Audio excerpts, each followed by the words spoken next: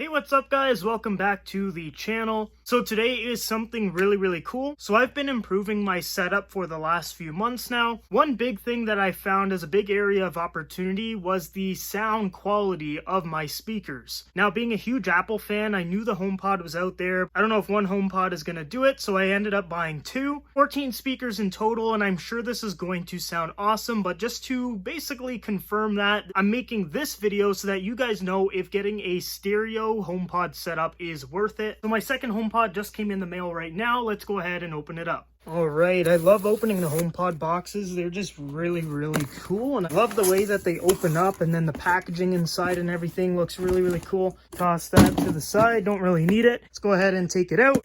Alright, now that it is out of the box, let's go ahead and set it up.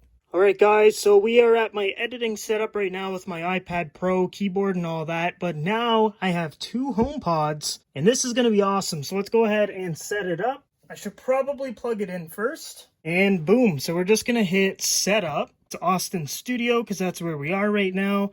Continue, use as a pair. The one we're setting up is the left. Transfer all my settings, and then we're just going to scan the HomePod quick. And boom, just like that. It's pretty much all done already. And boom, we are done, and that should pretty much be it. So now when I go to AirPlay my music, so I was listening to the Guardians of the Galaxy soundtrack, when it says my studio, you can see there's two HomePods there instead of one. So that means they are going to be playing at the same time, which is what I want them to do. Now let's go ahead and try some copyright-free music and see how the stereo HomePods sound. The bass sounds really good.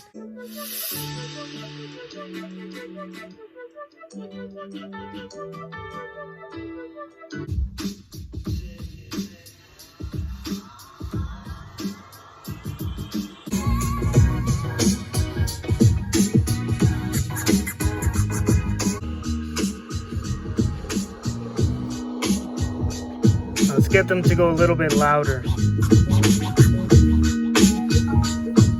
Holy, the bass on this sounds insane.